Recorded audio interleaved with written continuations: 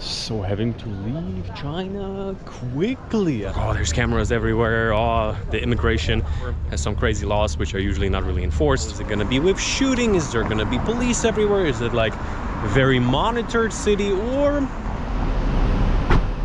Right. So as we're leaving China, I want to share with you my honest opinion on how it felt like being on the ground in Shanghai and some of the surrounding cities.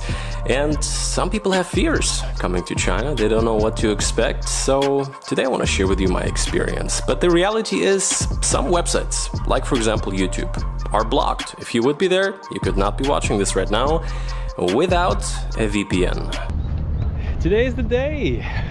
We're leaving China. To be fair, tomorrow morning. But in today's video, I want to share with you my thoughts after spending a little bit over a week in Shanghai, also going a little bit outside to some of the neighboring cities. And I have to tell you one thing, I definitely thought I would be impressed. And I was. Just the architecture, like right now we are on the Pudong side, basically where the business district is, where the third tallest tower in the world is. And if you have watched the previous videos, I did a little series basically covering Shanghai, different districts. And what I have to say is that I was not just surprised by perhaps how modern the city is, but actually by how in many ways I also felt really comfortable. In some ways maybe it's even livable. They have so many different districts, from the super new, the super modern to old districts. Shanghai has a pretty long history. Sometimes part of the city were kind of like, perhaps you could say, I think they called it concessions back in the day. And really, especially the other side of the water, some of the buildings have histories of over 100 years. And I want to share with you a little bit my impressions, my thoughts before coming here, because many times when you would think, hey, it's probably going to be a little bit hard to get around. It's probably going to be perhaps even hard to get into the country, like some people on a transit visa, they require you to have a little bit more documentation, like where you're going to be staying, what you're going to be doing. And generally, if you're just following Western news, you might think that the city is going to be a little bit, you're going to be watched. Perhaps you might have the expectation that everything is going to be extremely controlled. And there's many cities I've been to, and all of them have a bit of a different vibe. Like Singapore has some crazy laws which are usually not really enforced. You're not even allowed to have gum, things like that. But when you think of China, you think like, oh, there's cameras everywhere, oh, the immigration. And I have to tell you that, first of all, first video I've covered it, immigration was one of the smoothest process. And I don't want to say like, hey, I don't want this to be one of those videos where it's like, oh, everybody was so kind, everybody was so nice, I love the people, love the culture. Like the typical travel video where no matter where you go, there's always the kindest and the nicest people. I want to share with you more of a feeling.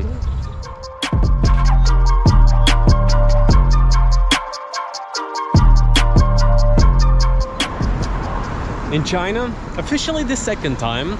I've been a couple of days in Shenzhen a long time ago, and it's pretty much the last night right now, flying out tomorrow morning. And I thought to film a little bit of a video, take you throughout the next couple of hours, probably tomorrow morning as well, the airport, and just share my honest thoughts. How is it gonna be on the streets? How is it gonna be with shooting? Is there gonna be police everywhere? Is it like a very monitored city, or is it perhaps, for me personally, in terms of traveling, in terms of visiting, in some ways I probably prefer it over New York or London. I mean, I don't like the two cities too much, so it's not that hard, but oh, wow, look at that. Crazy, crazy, crazy.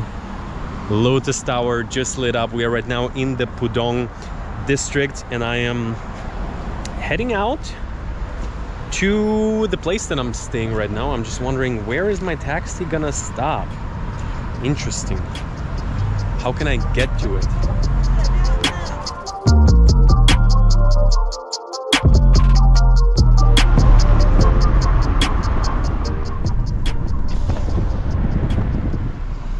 Okay.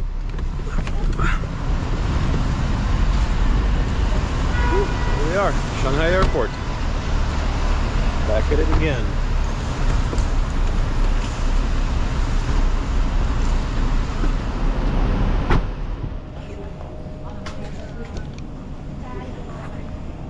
All right, So having to leave China quickly. I think this might be right now the latest hotel airport departure. You see, it's early, it's like 6 a.m.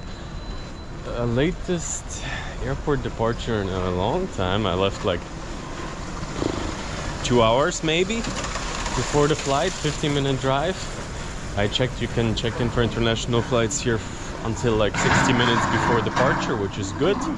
So let's pass all the immigration, everything, make sure we don't get stuck anywhere, and then talk about the time here. So made it through immigration. Everything was super smooth, super quick, pretty much like on the way of getting here. So I wanted to take the time a little bit to wrap up this trip, talk a little bit about it, what were the expectations for it. It was in some ways somewhat spontaneous. I was in Asia, I was planning to go to Europe for summer, and I thought, hey, what are some places I wanted to go to that I haven't been to, that I'm just kind of curious to see how they are, how they feel. Much more, not in terms of like, maybe some of you know, I know a good bit about China. I've been in Hong Kong many times, been to China, know a lot about the country, the history, but you can only know so much without ever really being there for a while. That gives you another first layer. The next layer would be like really staying longer, coming back a lot, perhaps living there for a while. And I have to tell you, just to kind of like review a little bit. So we arrived here in the same airport. I'm just trying not to miss my gate. Flying to Seoul, Korea right now actually. Also excited about the contrast, the differences. So I arrived here, and honestly, just from the general perception in most of the world, China seems fairly restrictive, be it in terms of what you see communicated about, like generally the environment, but even more so like just traveling there. Like visas back in the day you had to get, maybe you can get a transit visa for 3 days, 6 days, but then they want to see like every day of your hotel booking, things like that. And I have to tell you that just arriving here was pretty easy, pretty smooth, quickly through immigration. Young people working at immigration, no questions asked, depending on your passport. So if you come like without the visa, either a transit visa or for like a good bunch, I think over 10 different nations, you can get a 15-day visa. So coming in, all of that, good impressions. And what I'm realizing right away is that Chinese people are pretty chill in many ways, in the sense that people smoke everywhere, people cross the street when there's not a green light shining.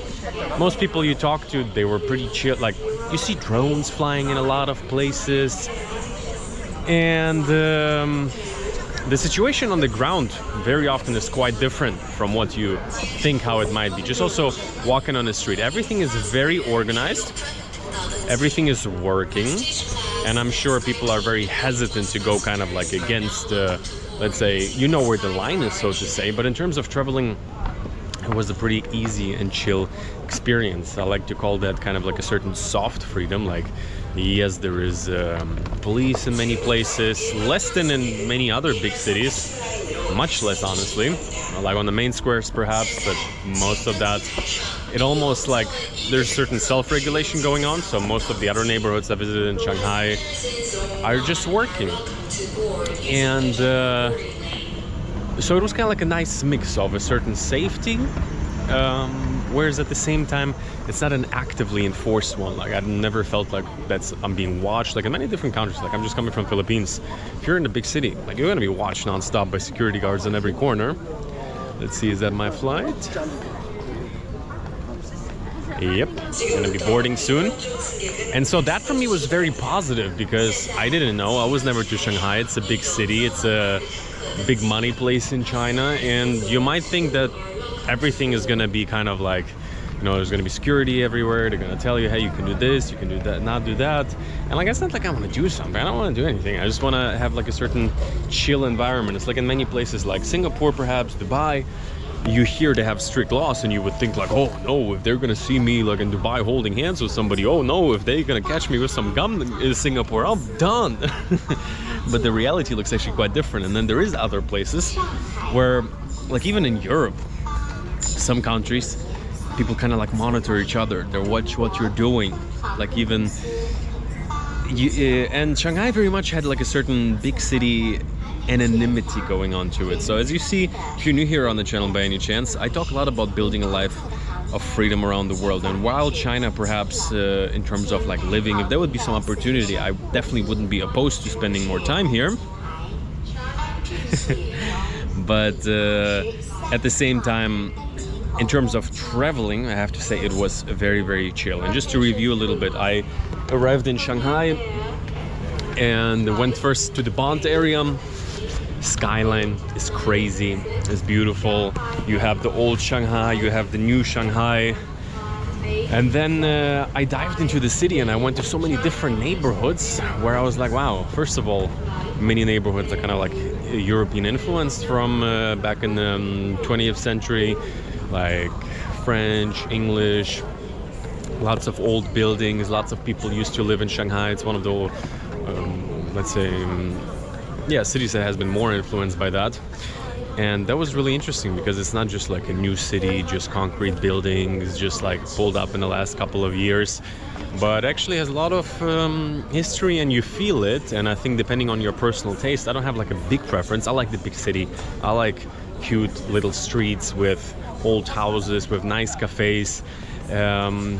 What I had mixed feelings about is that many of the famous streets, they're like a super like photo hotspot, especially for local tourism. So like the energy there is a little bit like not like day to day. People are just sitting there enjoying their coffee, but everybody's crazy about kind of like, well, it's probably like a hype status place to go there. Certain streets, the Wukong Street, some locals recommended it to me. They were like, oh wow, it's so nice. There's like, it looks like Europe, and I'm like, yeah, kind of, it does a little bit, but at the same time, for me, some nice cafes.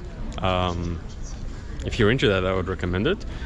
For me, it was actually much more interesting to see kind of like the busy business districts, the old streets, some of the Chinese markets, and that as well in the middle of the city. It is just regular, real China life, markets, food, and nowhere where I went, and I went from north to south. I haven't filmed all. Sometimes I just walked around, explored a bit.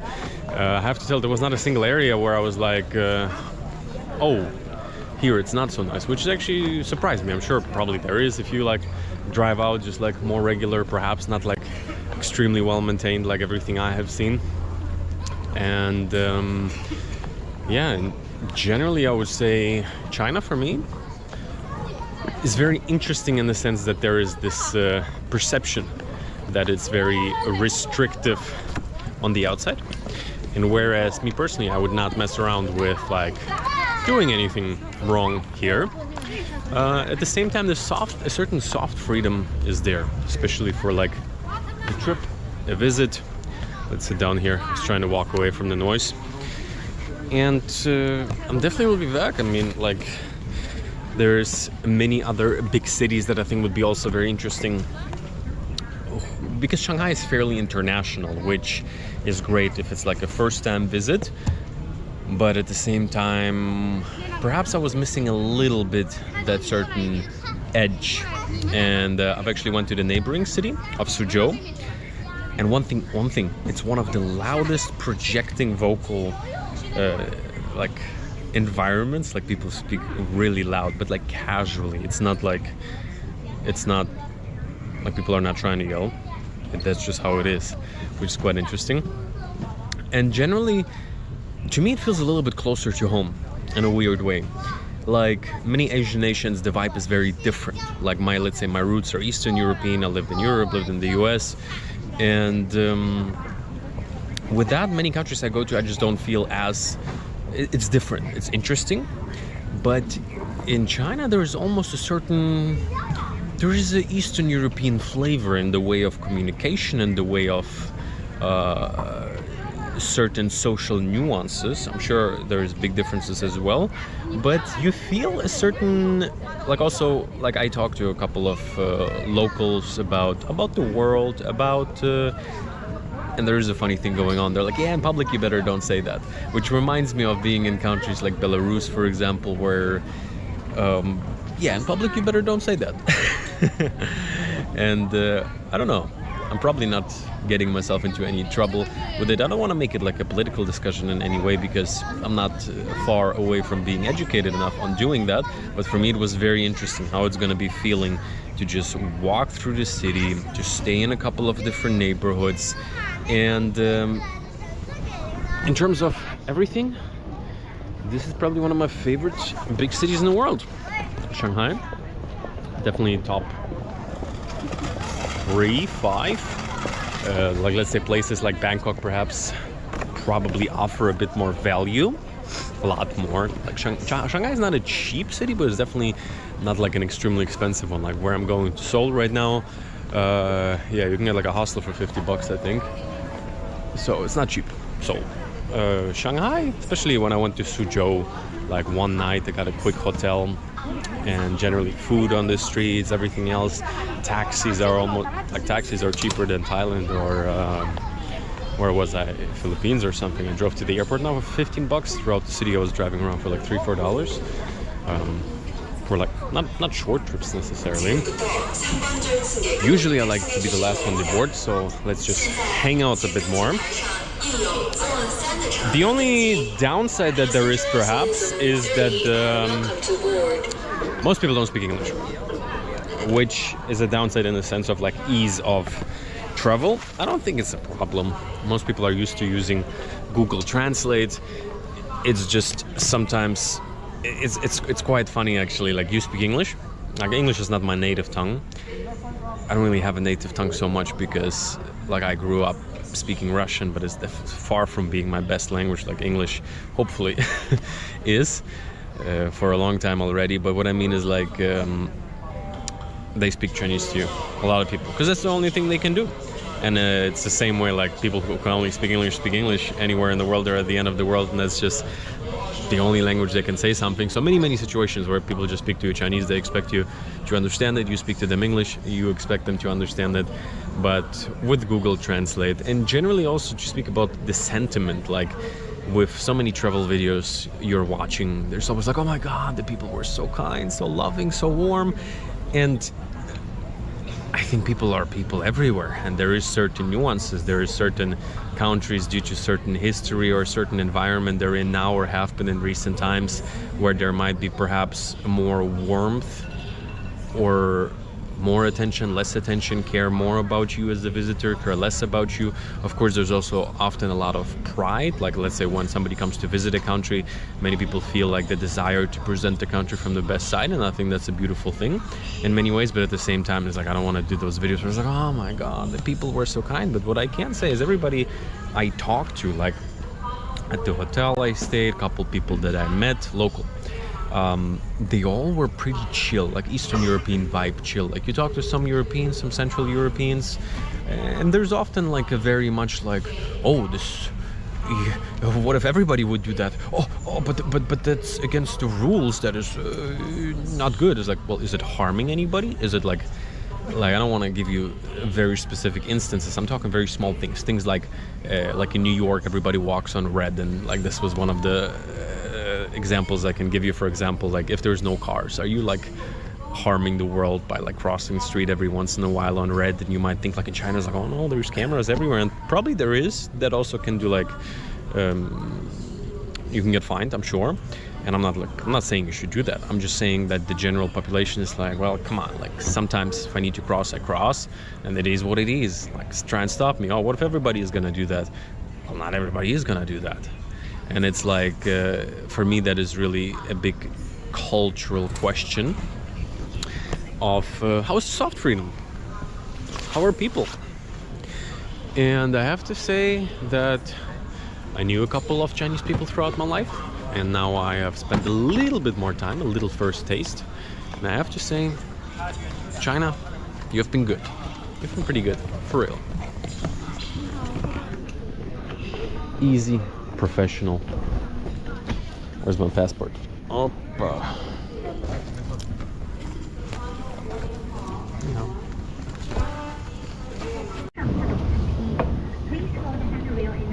And so we are riding out. I almost could have done a couple more days. It's funny, back in the day they only offered 6 days transit visa. And I was like, nah, that's way too short. Now I ended up staying 8 days. I feel like a strategist, planning genius. But yeah, a couple days in Seoul. It's gonna be 3 nights, pretty much 3 full days. Quite excited about another country I wanted to visit for quite a while, and a little map to unlock for now, just get a little flavor. Probably not as much as in Shanghai, but yeah, definitely will be back, probably even this year, next year. So check out the other couple full videos to see everything I've been talking about today while we're boarding.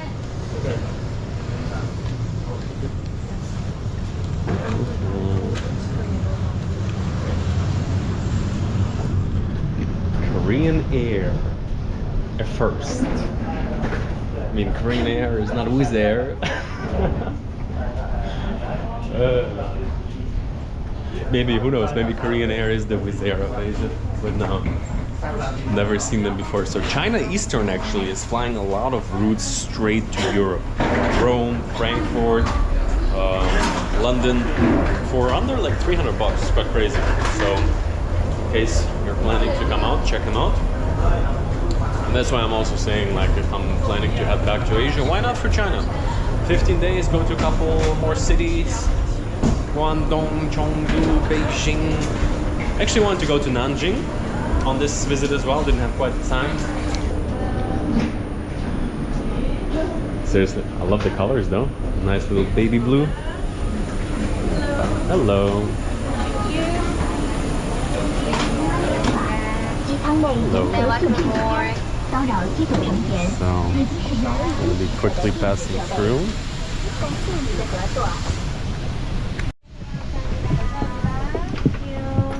Yeah, bye-bye. Thank you.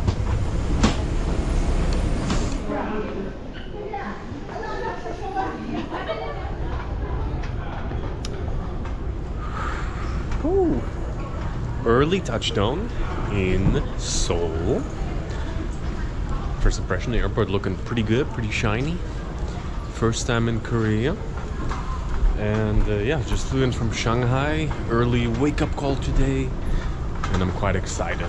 Like, I don't know anything about Seoul. Very spontaneous trip.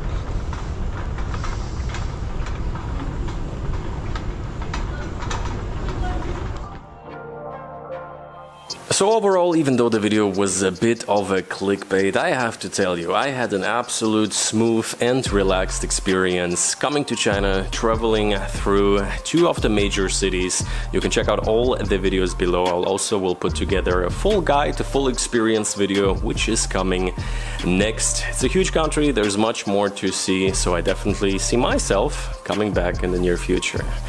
If you want to see where I am right now, join me on Instagram, and with that, you too got a world to see.